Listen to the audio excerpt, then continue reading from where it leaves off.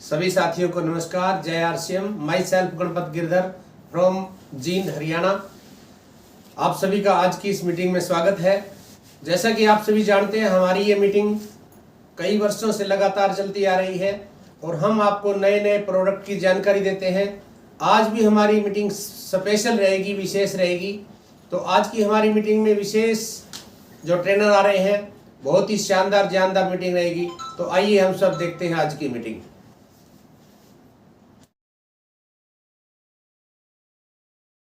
चलिए इसको आगे बढ़ते हैं।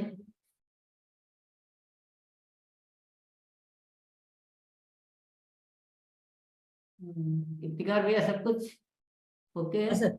हाँ सर। एक बार चलो वापिस से हम थोड़ा रिवाइज कर लेते हैं हल्का सा। सफलता के अलार्म डायरी, ये विषय है आज का। सफलता के अलार्म, जैसा कि हमने समझा है कि जैसे हम उठने के अलार्म पढ़ते हैं, वैसे ही हम हमारी जो गतिविधियां करनी होती है उसके अलार्म डायरी में बना लेते हैं। और ये बहुत ही आवश्यक और बहुत ही उपयोगी विषय है, इसको हम और समझते हैं। इसके लिए हमें एक डायरी बनानी है, पृथक डायरी। और जो आगे विषय बताए जा रहे हैं उसके लिए हमें अलग अलग पृष्ठ उसमें निर्धारित कर लेंगे। तो ये 10 विषय है, इसके हिसाब से अलग अलग पृष्ठ में निर्धारित कर लेने हैं। कुछ 2-3 पृष्ठ लक्ष्य के लिए कर लिए, 2 आदतों के लिए कर लिए, फिर सीखने के अलार्म के लिए कर लिए। उसके बाद जब हम करेंगे, थोड़ा ये ध्यान रखने की बात है कि कभी शुरुआत में नए साथी एकदम से इतना देख के उसको मतलब कुछ संकोच में आने की जरूरत नहीं कि नहीं मैं तो इसको समझ नहीं पाऊंगा क्या है। आप शुरुआत में जो आपसे हो सकता है उतना वहां से शुरुआत जरूर करें। धीरे धीरे अभ्यास बढ़ता जाएगा और अभ्यास से सब कुछ हो जाता है। फिर इसको काम में कैसे लेना है? प्रतिदिन डायरी में से आज के करने के कामों को हम पॉकेट डायरी में नोट करेंगे और हमेशा पॉकेट डायरी को अपने साथ रखेंगे ताकि जो हमें गतिविधियां करनी हो हम कंप्लीट कर पाए। ये सफलता का एक बहुत बड़ा सूत्र है। ध्यान देने योग्य बिंदु इफ्तिकार भैया ने आपको बताई दिए कि अभियान की ग्रोथ के लिए आवश्यक गतिविधियां जो भी हमें लगता है, जब भी हम सुन रहे हैं, सीख रहे हैं, तो नोट करते रहें। और अलार्म कैसे बनाने हैं? अपने को कितना समय मिलता है, कितने कार्य को हम कर सकते हैं, उसी हिसाब से अलार्म बनाने कि हम उनको 100% पूरा कर सकें। बहुत ज्यादा बना के और करें कुछ नहीं, ऐसा नहीं। पहले थोड़े से शुरुआत करें, लेकिन जो भी हो पूरा हो। तीसरा, अलार्म से कम काम नहीं करना है, ज्यादा कितना भी कर सकते। चौथा है, अलार्म स्पष्ट और गिनने योग्य होना चाहिए। आगे चलते हैं। अलार्म का निर्धारण कम से शुरू करके प्रतिदिन बढ़ाते जाएं। यानी पहले आप थोड़े बनाएं, जल्दबाजी नहीं करके थोड़े बनाएं, समझते जाएं और आगे बढ़ाते जाएं। जब पहले जो शुरू किया वो ठीक से समझ में आ गया, फिर और बढ़ा दीजिए, कोई दिक्कत नहीं। ऐसा भी नहीं है कि रुक ही जाए, थोड़े बना के बैठ ही जाए, ऐसा भी नहीं। इसका मतलब यही है कि हम सही शुरुआत करके अच्छे से उस काम को कर सकें। छठा है, अलार्म ऐसे भी नहीं हो कि कुछ करना ही नहीं पड़े और ऐसे भी नहीं हो कि जिसे पूरा करना संभव ही ना हो। ये बात हम अच्छी तरह समझ सकते हैं। अलार्म के प्रति ईमानदारी बहुत आवश्यक। ये किसी और के लिए नहीं बना रहे हैं, ये ध्यान रखिए। ये हम अपने आप के लिए बना। तो मुझे क्या करना चाहिए, मुझे करना ही करना है। और ऐसी एक ईमानदारी भीतर बहुत जरूरी है कि हम किसी को दिखाने के लिए या अपने आप के साथ हम धोखा कर रहे हैं, तो कोई उसका फायदा नहीं। अलार्म बनाते समय अपने लक्ष्यों को मद्देनजर रखें। हमारे जो लक्ष्य है वो पूरे होने चाहिए। तो उसके लिए क्या क्या आवश्यक गतिविधियां हैं उनको ध्यान में रखना है। दूसरों के अलार्म से सहायता ले सकते हैं, परंतु हूबहू नकल नहीं करनी। हो सकता है मेरा कोई साथी है, मेरा सीनियर है, मेरा दोस्त है, मेरे साथ काम करने वाला साथी है, उनका अच्छा लग रहा है, किसी और का अच्छा लग रहा है, जो भी लग रहा है, तो वहां से हम हेल्प ले सकते हैं, उनके अलार्म देख सकते हैं, लेकिन एज इट इज नकल नहीं करनी। अपने को फिर उस चीज को अपने लिए समझते हुए कि मैं ऐसा कर सकता हूँ, मेरे लिए ठीक है ना, उसके हिसाब से फिर अपनी स्थिति और लक्ष्य को ध्यान में रखते हुए अलार्म तैयार करने। ठीक है? अलार्म रोज करने वाले साप्ताहिक या मासिक अलग अलग प्रकार के हो सकते हैं, ये आपको आगे बात समझ में आ जाएगी। अलार्म बनाते समय डर या संकोच नहीं करें। यदि आपको संशय है तो छोटी संख्या से शुरुआत करके बाद में बढ़ा सकते हैं।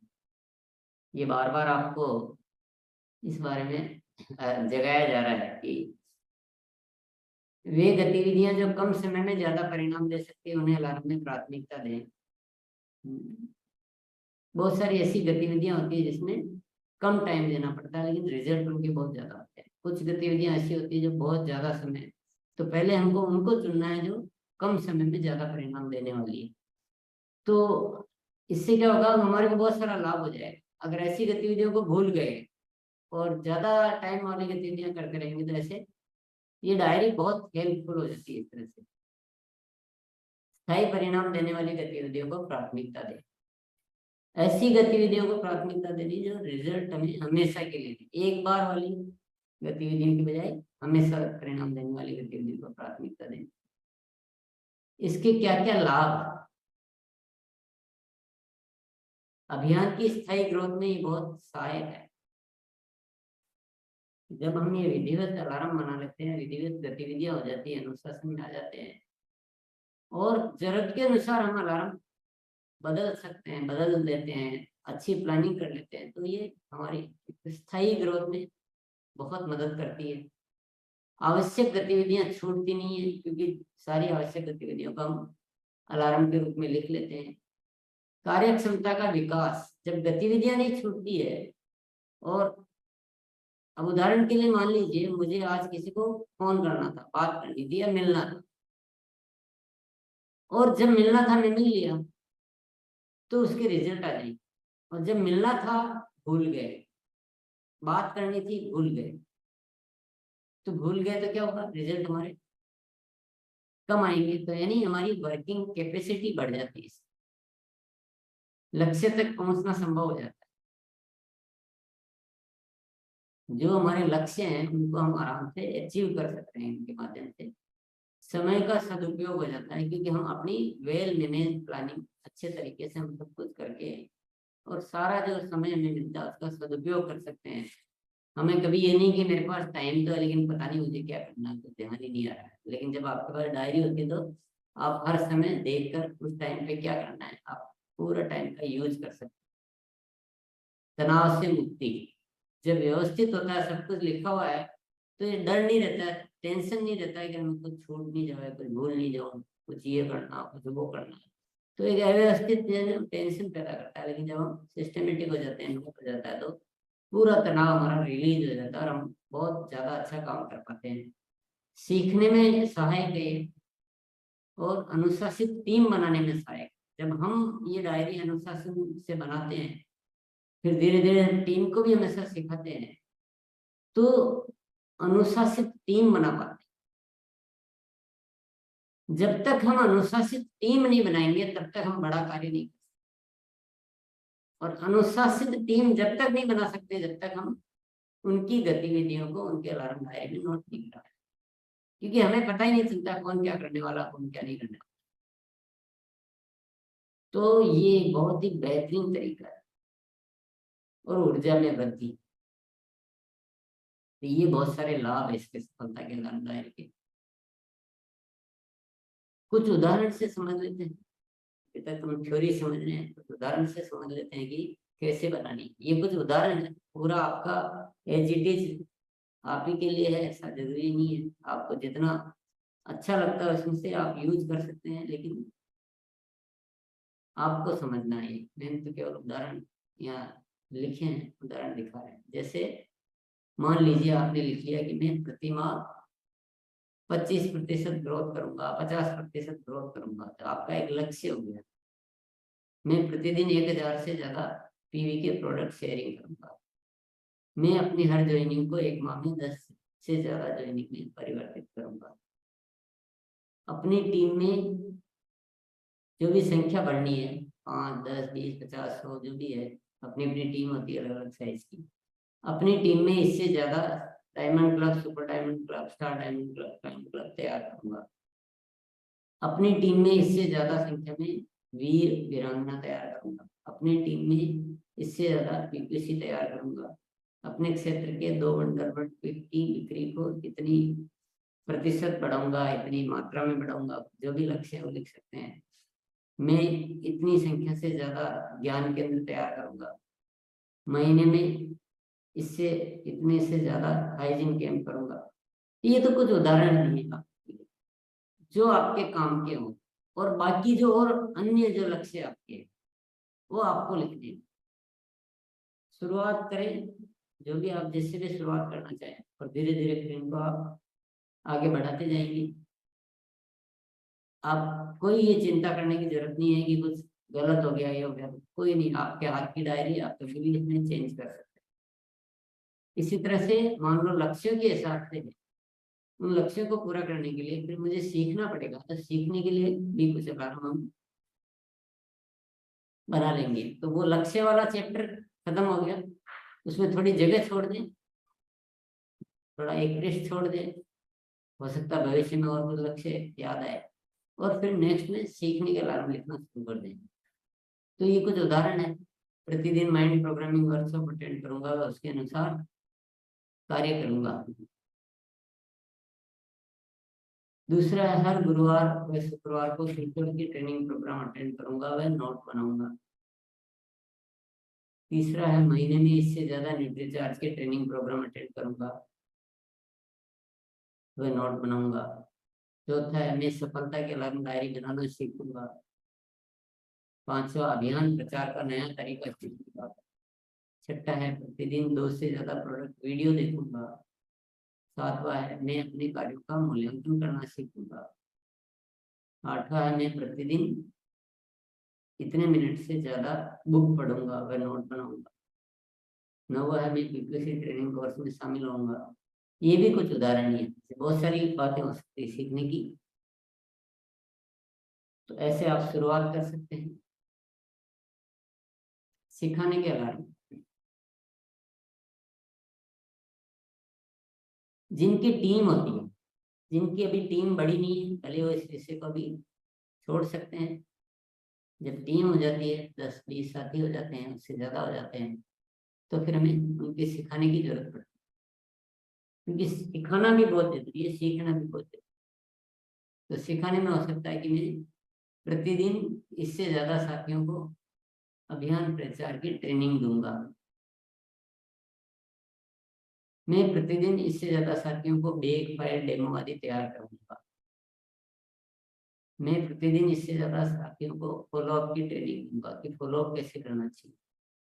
मैं प्रतिदिन इससे ज्यादा साथियों को सफलता की अलार्म डायरी बनाना सिखाऊंगा। मैं प्रतिदिन इससे ज्यादा साथियों को होम मीटिंग कहना सिखाऊंगा। तो ऐसे कुछ सिखाने की बहुत सारे विषय रहते हैं सिखाने के, तो ऐसे और भी बहुत सारे विषय हो सकते हैं। प्रोडक्ट शेयरिंग के अलार्म, अलग अलग चैप्टर चल रहे हैं, सीखने के विषय, फिर सिखाने के विषय, अब ये प्रोडक्ट शेयरिंग के विषय। तो सबके लिए थोड़े थोड़े पृष्ठ छोड़ते जाएं। प्रोडक्ट शेयरिंग के अलार्म में मैं अपना बैग तैयार करूंगा, वह हमेशा उसको तैयार रखूंगा। ये उदाहरण है। दूसरा, प्रोडक्ट के परिणामों के उदाहरण की फाइल व वीडियो तैयार करूंगा, वह प्रति सप्ताह उनको अपडेट करूंगा, यानी उनको नया नया भी बनाता रहूंगा या तैयार करता रहूंगा। तीसरा है प्रोडक्ट डेमो किट तैयार करूंगा। चौथा है प्रतिदिन 2 से ज्यादा नए व्यक्तियों से मिलूंगा। पांचवा है एक दिन पहले मिलने के लिए लिस्ट तैयार करूंगा। छठा है प्रतिदिन 2 से ज्यादा पुराने यूजर से संपर्क करूंगा। तो ये पूरा ट्रेनिंग का विषय अलग रहता है। प्रोडक्ट शेयरिंग का विषय जब चलेगा, उसको भी हम जब समझेंगे, तो उसमें से ऐसे हम अलार्म बना सकते हैं। यहाँ सारे नहीं दे रहे हैं, उदाहरण नहीं दे रहे हैं कुछ ही।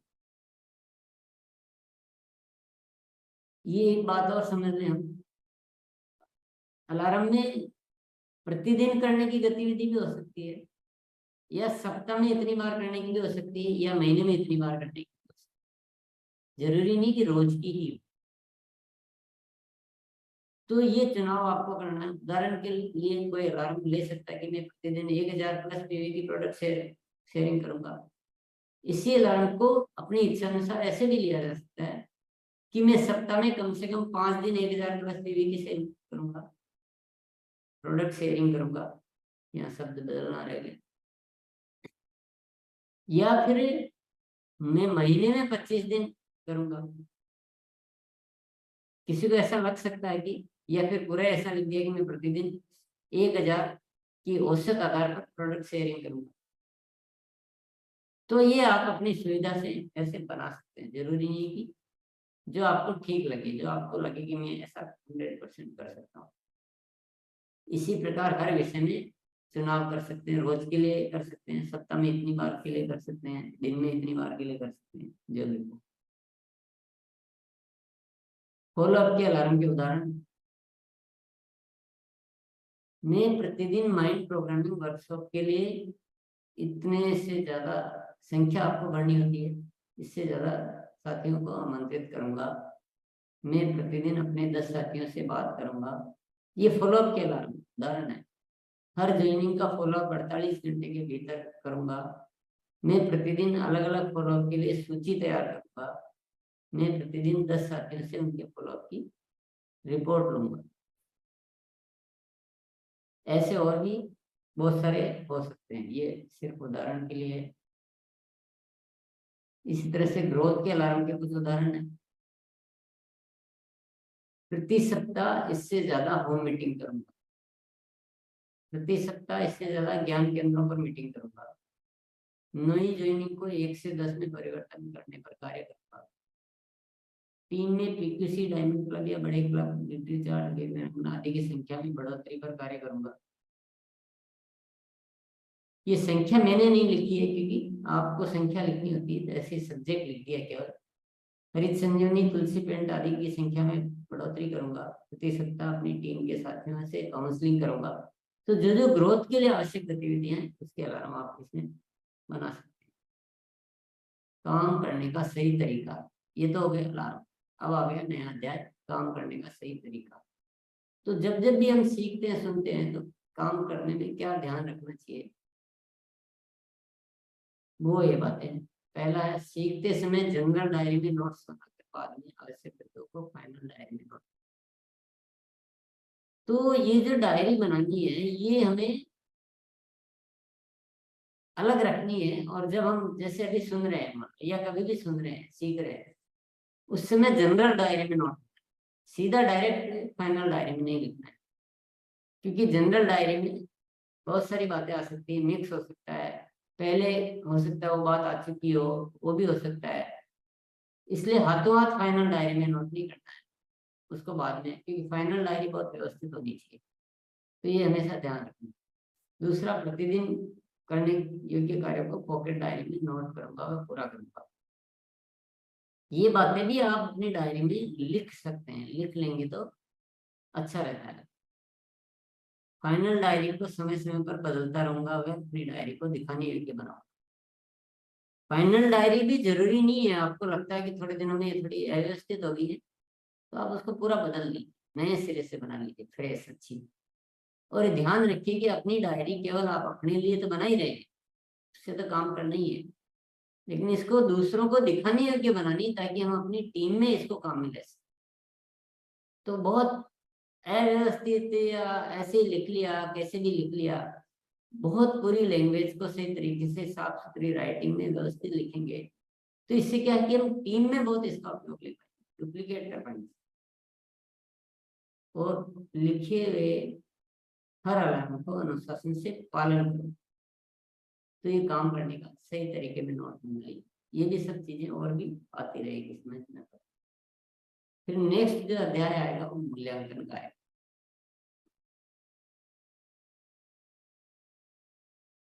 प्रति सप्ताह अपने लक्ष्यों के साथ परिणामों का मूल्यांकन करें, वह आवश्यकता अनुसार अलार्म में परिवर्तन करें। मान लो आपके जो भी लक्ष्य थे और आप देखिए कि वो पूरे होने जा रहे हैं कि उसमें कुछ कमी आ रही है। अगर पूरे होने जा रहे हैं तो बहुत बढ़िया है, उन्हीं अलार्म पे और आप अच्छी तरह से, और आपको लगता है कि नहीं थोड़ी सी कमी रह रही है तो अब क्या क्या करना चाहिए उसको समझकर अपने अलार्म में परिवर्तन करें। ये सब विषय आपको और भी अच्छी तरह से हम सीखेंगे, सिखाए जाएंगे।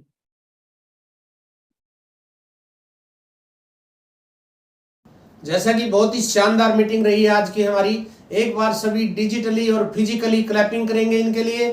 और जैसा कि ये जो मीटिंग हम ले रहे हैं, तो अगर आपको ये अच्छी लगती है, इसके लिए आप क्लैपिंग करें, इसके लिए आप लाइक करें, शेयर करें और सब्सक्राइब करें। धन्यवाद।